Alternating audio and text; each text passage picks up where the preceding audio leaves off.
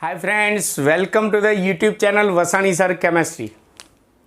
સૌથી પહેલાં તો મારી ચેનલને સબસ્ક્રાઇબ કરી દો તથા બાજુમાં આપેલા બેલ આઇકનને દબાવવાનું ભૂલશો નહીં। મિત્રો, આ ચેપ્ટરમાં આપણે અત્યાર સુધી લુઈસના સિદ્ધાંત મુજબ સહસંયોજક બંધ ભણ્યા અને લુઈસના સિદ્ધાંત મુજબ જુદા જુદા અણુ કે આયનોની રચનાઓ ભણ્યા। પણ લુઈસના સિદ્ધાંતની એક મર્યાદા યાદ કરો કે લુઈસના બંધારણ પરથી આપણે અણુ કે આયનોના આકાર નક્કી કરી શકતા નથી।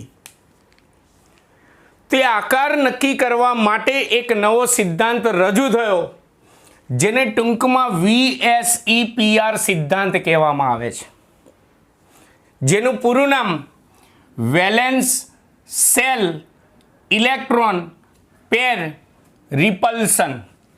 ગુજરાતી કરી આપણે। પહેલાં તો વેલેન્સ સેલ એટલે સંયોજકતા કોષ, આપણી ભાષામાં કહીએ તો સંયોજકતા કક્ષા, બાહ્યતમ કક્ષા। ઇલેક્ટ્રોન પેર એટલે કે ઇલેક્ટ્રોન યુગ્મો, અને રિપલ્શન એટલે અપાકર્ષણ। એટલે ગુજરાતીમાં કહીએ તો સંયોજકતા કોષમાં રહેલા ઇલેક્ટ્રોન યુગ્મોના અપાકર્ષણનો સિદ્ધાંત। આ સિદ્ધાંતની મદદથી આપણે જુદા જુદા અણુ કે આયનોના આકાર નક્કી કરી શકીએ છીએ। તો આજના વિડીયો લેક્ચરમાં આપણે આ સિદ્ધાંતના મુદ્દા ભણવાના છે અને નેક્સ્ટ વિડીયો લેક્ચરથી આપણે આ સિદ્ધાંતનો ઉપયોગ કરી જુદા જુદા અણુઓના આકારો નક્કી કરતા શીખીશું। ચલો, સૌથી પહેલાં તો આ VSEPR સિદ્ધાંત, ગુજરાતીમાં તેને કહીએ તો સંયોજકતા કોષના ઇલેક્ટ્રોન યુગ્મોના અપાકર્ષણનો સિદ્ધાંત। આ કોણે રજૂ કર્યો? પહેલાં તો ઈસવીસન 1940માં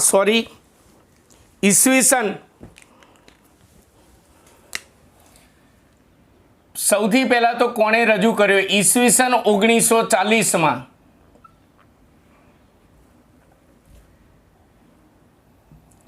સિજ્વિક અને પોવેલ, બે વૈજ્ઞાનિકો। સિજ્વિક અને પોવેલ નામના વૈજ્ઞાનિકોએ આ સંયોજકતા કોષમાં રહેલા ઇલેક્ટ્રોન યુગ્મોના અપાકર્ષણનો સિદ્ધાંત રજૂ કર્યો, જેને ટૂંકમાં VSEPR સિદ્ધાંત કહે છે। એટલે મિત્રો, પરીક્ષામાં આ પ્રશ્ન બે રીતે પૂછી શકે, VSEPR સિદ્ધાંત સમજાવો, અથવા એમ પૂછાય સિજ્વિક અને પોવેલનો ઇલેક્ટ્રોન યુગ્મોના અપાકર્ષણનો સિદ્ધાંત સમજાવો। આ રીતે પણ પ્રશ્ન પૂછી શકે। સિજ્વિક અને પોવેલે આ સિદ્ધાંત રજૂ કર્યા બાદ ઈસવીસન 1957માં બીજા બે વૈજ્ઞાનિકો નાઇહોલ્મ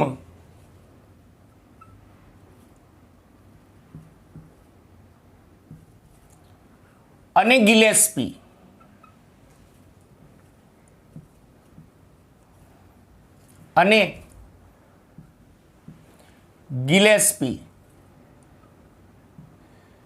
આ બંને વૈજ્ઞાનિકોએ આ સિજ્વિક અને પોવેલના ઇલેક્ટ્રોન યુગ્મોના અપાકર્ષણનો સિદ્ધાંત એટલે કે VSEPR સિદ્ધાંતને વિકસિત સ્વરૂપે રજૂ કર્યો। વિકસિત સ્વરૂપે રજૂ કર્યો। તો આવો ભણીએ હવે આ સિદ્ધાંત। આ સિદ્ધાંતને જુદા જુદા 5 મુદ્દામાં રજૂ કરવામાં આવેલો છે, જેને આ સિદ્ધાંતના મુદ્દા પણ કહેવામાં આવે છે અથવા સિદ્ધાંતની અભિધારણાઓ પણ કહેવામાં આવે છે। તો આપણે આ સિદ્ધાંતના મુદ્દા એટલે કે આ સિદ્ધાંતની અભિધારણાઓ હવે આપણે ભણીશું। ચલો, સ્ટેપ બાય સ્ટેપ સમજતા રહીએ। આ સિદ્ધાંતની પહેલી અભિધારણા એટલે કે આ સિદ્ધાંતનો પહેલો મુદ્દો,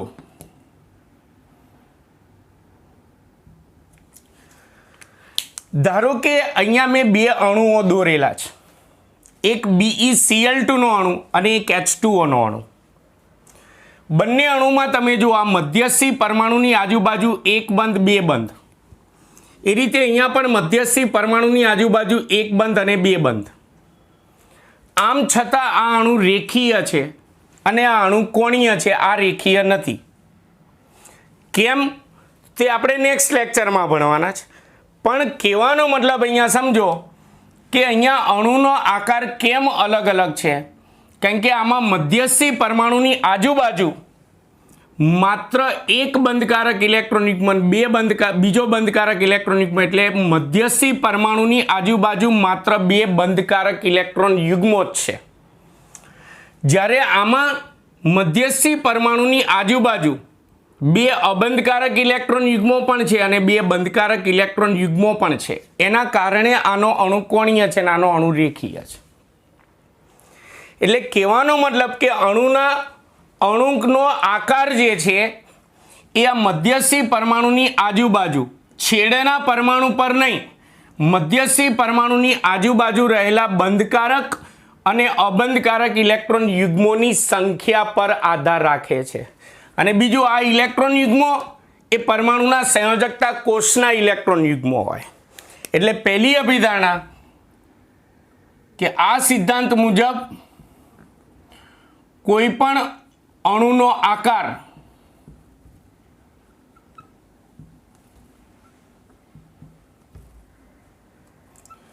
એ તેમાં રહેલા મધ્યસ્થી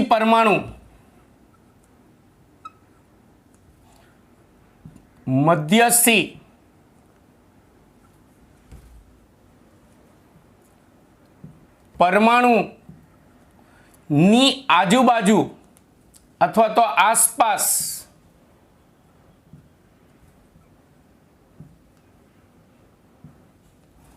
રહેલા, હું અહીંયા મુદ્દા ટૂંકમાં લખીશ, રહેલા સંયોજકતા કોષના ઇલેક્ટ્રોન યુગ્મોની સંખ્યા પર આધાર રાખે છે. હું અહીંયા ઇલેક્ટ્રોન યુગ્મો લખું એટલે તમારે સમજી લેવાનું મધ્યસ્થી પરમાણુની આસપાસના અબંધકારક ઇલેક્ટ્રોન યુગ્મો અને બંધકારક ઇલેક્ટ્રોન યુગ્મો, એમ બંને પ્રકારના ઇલેક્ટ્રોન યુગ્મોની સંખ્યા પર આધાર રાખે છે. જો આ મધ્યસ્થી પરમાણુની આજુબાજુ અબંધકારક અને બંધકારક ઇલેક્ટ્રોન યુગ્મોની સંખ્યા જુદી જુદી હોય તો તે અણુઓના આકાર પણ જુદા જુદા હોય. એટલે અણુનો આકાર એ મધ્યસ્થી પરમાણુની આજુબાજુ રહેલા અબંધકારક અને બંધકારક ઇલેક્ટ્રોન યુગ્મોની સંખ્યા પર આધાર રાખે. ધારો કે અહીંયા છેડાના પરમાણુ પર અબંધકારક ઇલેક્ટ્રોન યુગ્મો હોય તો એની સંખ્યા પર અણુનો આકાર આધાર રાખતો નથી. એટલે ખાસ ભારપૂર્વક કહું છું કે મધ્યસ્થી પરમાણુની આસપાસના અબંધકારક અને બંધકારક ઇલેક્ટ્રોન યુગ્મોની સંખ્યા પર આધાર રાખે છે. ચલો બીજી અભિધારણા એટલે કે આ સિદ્ધાંતનો બીજો મુદ્દો. હવે આ મધ્યસ્થી પરમાણુની આજુબાજુ સંયોજકતા કોષના જે અબંધકારક અને બંધકારક ઇલેક્ટ્રોન યુગ્મો જે છે એ ઇલેક્ટ્રોન યુગ્મો ઋણ વીજભારિત હોય. ઇલેક્ટ્રોન યુગ્મો ઋણ વીજભારિત હોવાથી ઇલેક્ટ્રોન યુગ્મો વચ્ચે અપાકર્ષણ થાય છે. વચ્ચે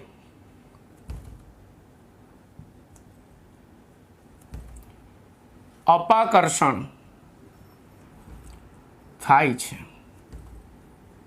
એટલે અબંધકારક અને બંધકારક ઇલેક્ટ્રોન યુગ્મો બધા ઋણ વીજભારિત હોવાથી સમાન વીજભારિત છે. સમાન વીજભાર વચ્ચે શું થાય? અપાકર્ષણ. એટલે આ ઇલેક્ટ્રોન યુગ્મો વચ્ચે અપાકર્ષણ થાય છે.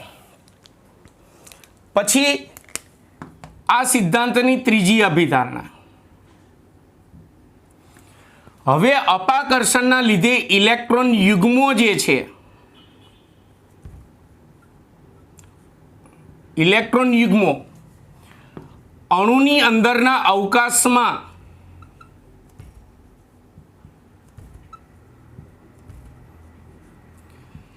એવી રીતે ગોઠવણી પામે છે કે જેથી, હમણાં સમજાવું છું ઉદાહરણ સાથે, એવી રીતે ગોઠવણી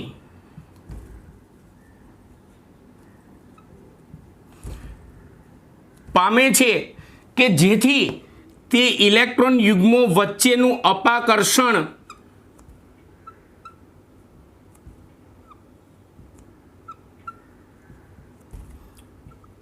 ન્યૂનતમ થાય એટલે કે ઓછામાં ઓછું થઈ જાય,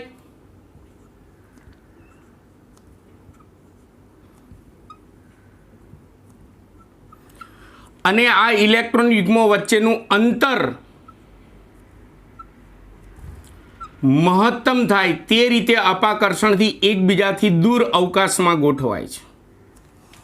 ઇલેક્ટ્રોન યુગ્મો વચ્ચે અપાકર્ષણ લાગે એટલે એકબીજાથી અવકાશમાં એવી રીતે દૂર ખસી જાય કે દૂર ખસ્યા પછી તેમની વચ્ચેનું અપાકર્ષણ ન્યૂનતમ થઈ જાય અને તેમની વચ્ચેનું અંતર મહત્તમ થઈ જાય.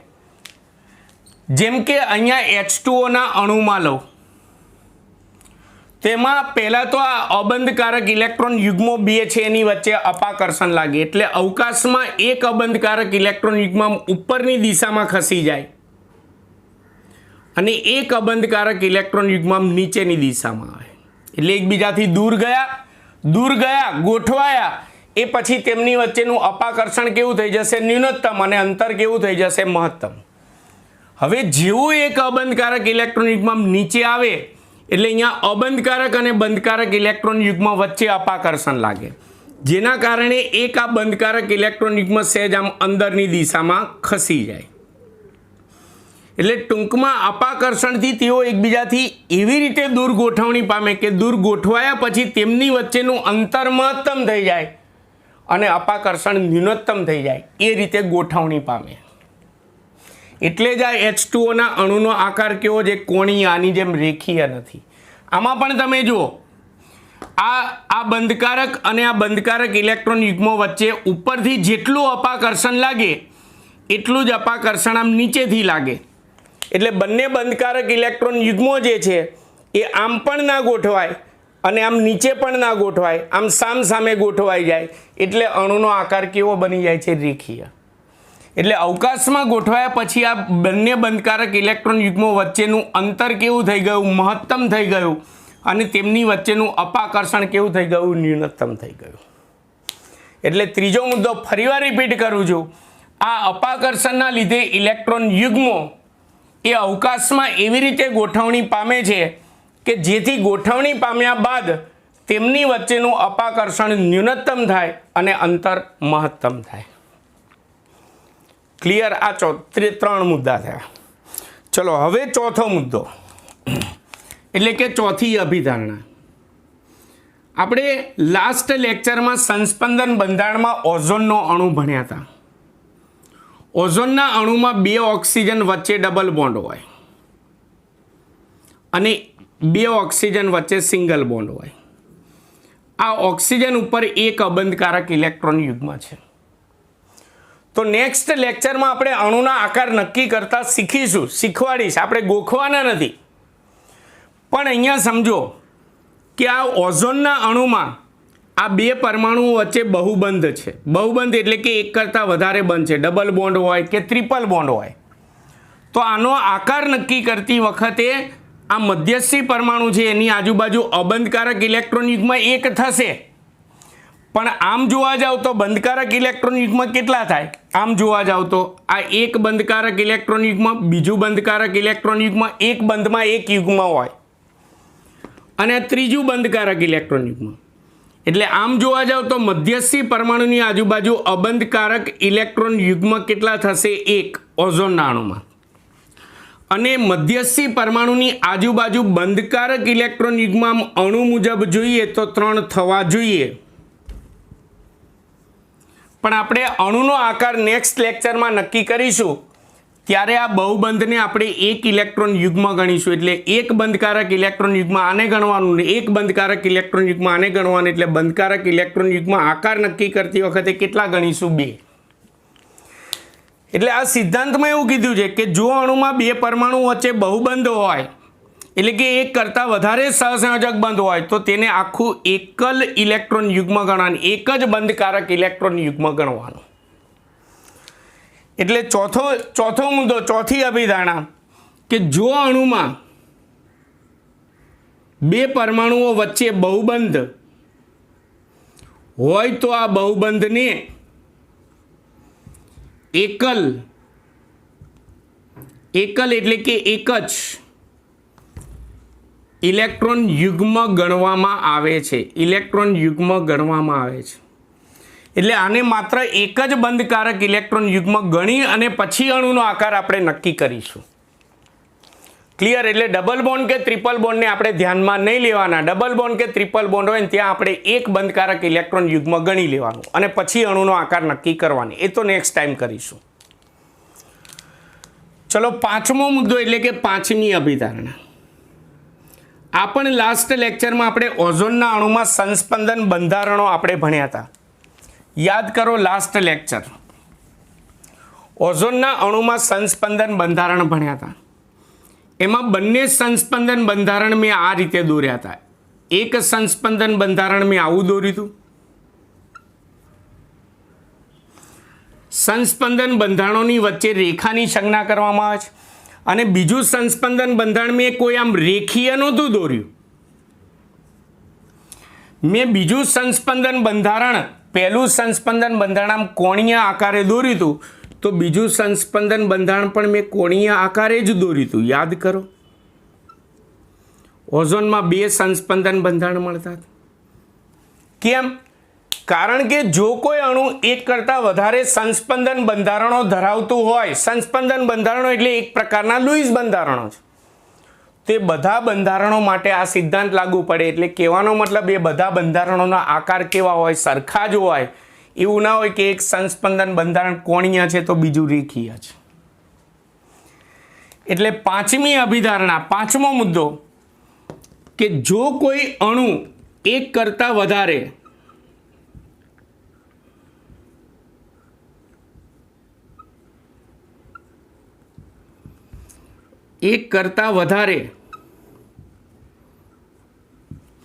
સંસ્પંદન બંધારણો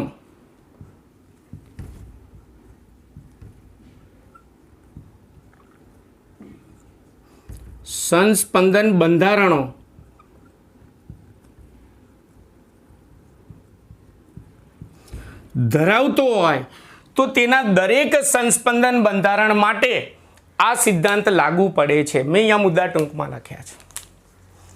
આમ આ રીતે VSEPR સિદ્ધાંત સિજ્વિક અને પોવેલે આ રીતે 5 મુદ્દામાં એણે સિદ્ધાંત રજૂ કર્યો છે. નાયહોલ્મ અને ગિલેસ્પી આ મુદ્દાને વિકસિત સ્વરૂપ એટલે કે સુધારા વધારા કરીને રજૂ કરેલા છે. ટૂંકમાં 5 મુદ્દા એટલે કે 5 અભિધારણાઓને સંયુક્ત રીતે કહેવાય છે VSEPR સિદ્ધાંત અથવા તો સિજ્વિક અને પોવેલના સંયોજકતા કોષના ઇલેક્ટ્રોન યુગ્મોના અપાકર્ષણનો સિદ્ધાંત પણ કહેવાય છે. ગુજરાતીમાં પણ યાદ રાખજો, સિજ્વિક અને પોવેલનો સંયોજકતા કોષમાં રહેલા ઇલેક્ટ્રોન યુગ્મોના અપાકર્ષણનો સિદ્ધાંત કહેવાય છે.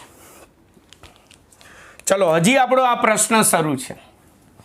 હવે આગળ અહીંયા આપણે કીધું કે મધ્યસ્થી પરમાણુની આજુબાજુ રહેલા ઇલેક્ટ્રોન યુગ્મોની સંખ્યા પર અણુનો આકાર આધાર રાખે અને એ ઇલેક્ટ્રોન યુગ્મો વચ્ચે અપાકર્ષણ લાગે. તો ઇલેક્ટ્રોન યુગ્મો વચ્ચે અપાકર્ષણ લાગે તો દાખલા તરીકે H2O નો અણુ છે.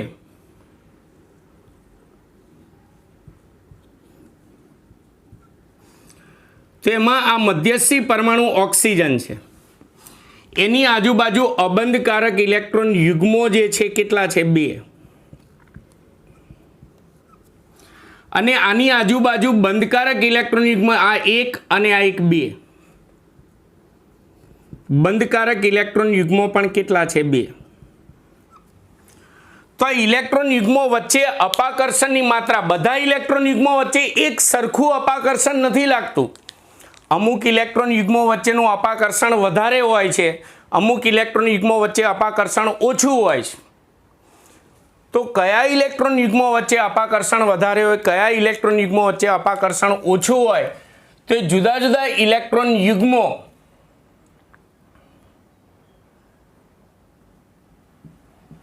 વચ્ચેના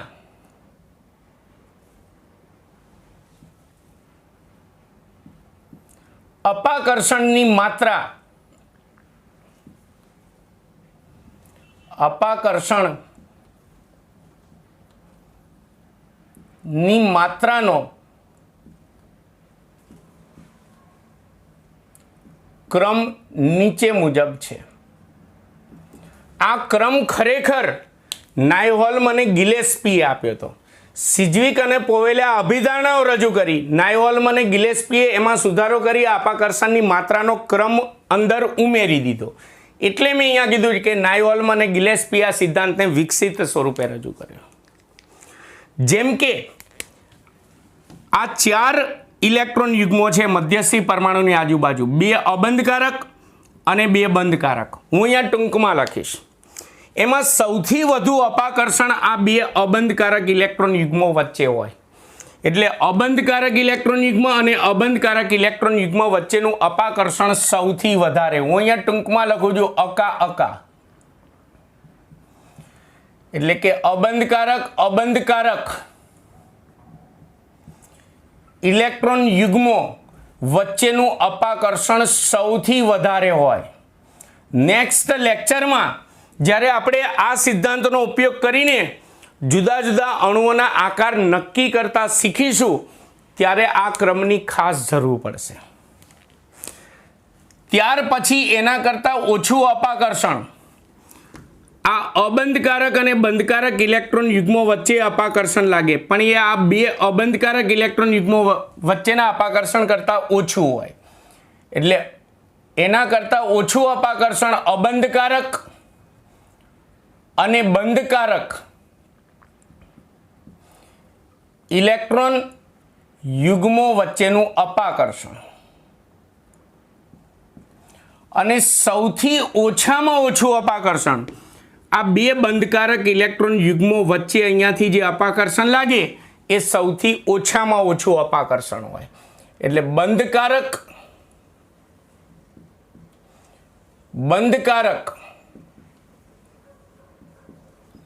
ઇલેક્ટ્રોન યુગ્મો વચ્ચેનું અપાકર્ષણ સૌથી ઓછું હોય. આ ક્રમનો જ આપણે ઉપયોગ કરીને નેક્સ્ટ લેક્ચરમાં જુદા જુદા અણુઓના આકાર નક્કી કરવાના છીએ. એટલે યાદ રાખવાનું, જો ટૂંકમાં આવું યાદ રાખવાનું, અક્કો,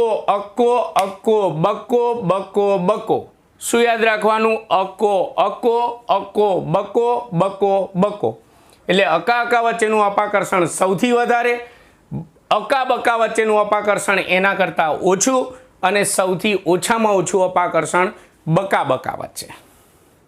એટલે અબંધકારક ઇલેક્ટ્રોન યુગ્મ અને બંધકારક ઇલેક્ટ્રોન યુગ્મ એને આપણે ટૂંકમાં અકા બકા કહીશું. બીજું, અબંધકારક ઇલેક્ટ્રોન યુગ્મો જે છે એને આપણે સંજ્ઞામાં એલપી કહેવાય, અને બંધકારક ઇલેક્ટ્રોન યુગ્મને સંજ્ઞામાં બીપી કહેવાય. તો એનો મતલબ અહીંયા એલપી વચ્ચેનું અપાકર્ષણ સૌથી વધારે, અહીંયા એલપી બીપી વચ્ચેનું અપાકર્ષણ એના કરતાં ઓછું, અને બીપી વચ્ચેનું અપાકર્ષણ સૌથી ઓછું. એટલે અબંધકારક ઇલેક્ટ્રોન યુગ્મોને આપણે સંજ્ઞામાં એલપી કહીશું અને બંધકારક ઇલેક્ટ્રોન યુગ્મોને સંજ્ઞામાં બીપી કહીશું. એટલે એલપી બીપી અને બીપી.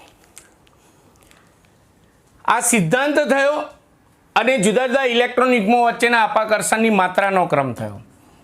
આ સિદ્ધાંત પરથી આપણે તારણ શું કાઢી શકીએ? તો આ સિદ્ધાંત પરથી આપણે 2 તારણો કાઢી શકીએ. નંબર 1, આ સિદ્ધાંત પરથી જ આપણે નેક્સ્ટ વિડિયો લેક્ચરમાં જુદા જુદા અણુઓના આકારો સમજતા શીખીશું, આકારો બનાવતા શીખીશું. એટલે એનો મતલબ કે આ પરથી કહી શકાય કે આ VSEPR સિદ્ધાંત એ અણુઓના આકાર સમજાવવામાં મદદરૂપ થાય છે. અણુઓના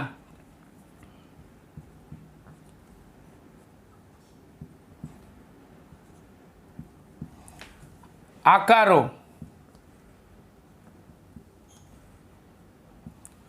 સમજાવવા માટે VSEPR સિદ્ધાંત મદદરૂપ થાય છે. એ આપણે નેક્સ્ટ લેક્ચરમાં ખબર પડી જશે. બીજું તારણ વિચારો કે આ સિદ્ધાંત પરથી અણુના આકાર નક્કી કરવાના છે મધ્યસ્થી પરમાણુની આજુબાજુ રહેલા અબંધકારક અને બંધકારક ઇલેક્ટ્રોન યુગ્મોની સંખ્યા પરથી અને આ અપાકર્ષણના માત્રા પરથી. અબંધકારક અને બંધકારક ઇલેક્ટ્રોન યુગ્મો કયા અણુમાં હોય? સહસંયોજક બંધ ધરાવતા સહસંયોજક અણુમાં હોય. આયનીય સંયોજનોમાં ના હોય. તો એનો મતલબ કે આ સિદ્ધાંત એ ફક્ત સહસંયોજક બંધ ધરાવતા અણુઓના આકાર સમજાવવામાં મદદરૂપ થાય છે. હજુ ડીપમાં ભણીએ. ઇલેક્ટ્રોનની ભાગીદારીથી સહસંયોજક બંધ એ આધુનિક આવર્ત કોષ્ટકમાં SP, D અને F વિભાગ છે એમાંથી મોટા ભાગે P વિભાગના તત્વો જે છે એ સહસંયોજક બંધથી સહસંયોજક અણુઓ બનાવે. એટલે આપણે P વિભાગના તત્વોના પરમાણુમાંથી જે સંયોજન બને એ સંયોજનોના અણુઓના આકાર આપણે આ સિદ્ધાંતની મદદથી રજૂ કરી શકીએ. એટલે બીજું તારણ કે આ સિદ્ધાંત પરથી ખાસ કરીને આ મોસ્ટ IMP MCQ માટે મોસ્ટ IMP VSC PR સિદ્ધાંત ખાસ કરીને P વિભાગના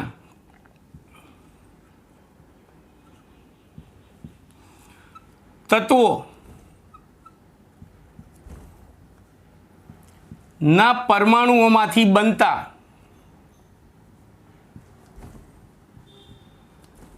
તત્વોના પરમાણુઓમાંથી બનતા સહસંયોજક અણુઓ અથવા તો સંયોજનો તત્વોના પરમાણુમાંથી બનતા સંયોજનોના અણુઓના આકાર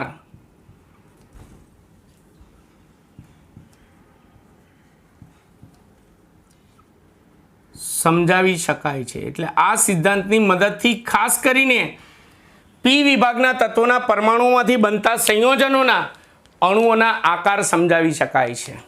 કારણ કે મોટા ભાગે સહસંયોજક બંધ કોણ બનાવે? P વિભાગના તત્વો બનાવે. એટલે આપણે એના P વિભાગના આવતી વખતે જે અણુઓના આકાર નક્કી કરીશું એમાં બધા જ અણુઓ કયા વિભાગના તત્વોના પરમાણુમાંથી બનેલા હશે? P વિભાગના તત્વોના પરમાણુમાંથી બનેલા હશે. તો મિત્રો, આજના વિડિયો લેક્ચરમાં આપણે અણુઓના આકાર નક્કી કરવા માટે VSC PR સિદ્ધાંત એટલે કે સિજ્વિક અને પોવેલનો સંયોજકતા કોષના ઇલેક્ટ્રોન યુગ્મોના અપાકર્ષણનો સિદ્ધાંત આપણે ભણ્યા. નેક્સ્ટ વિડિયો લેક્ચરમાં આપણે હવે આ સિદ્ધાંતનો ઉપયોગ કરીને જુદા જુદા પ્રકારના અણુઓના આકાર બનાવતા શીખીશું, આકૃતિ સાથે શીખીશું. પણ એના માટે ખાસ આ ઇલેક્ટ્રોન યુગ્મો વચ્ચેના અપાકર્ષણની માત્રાનો ક્રમ ખાસ યાદ રાખવાનો.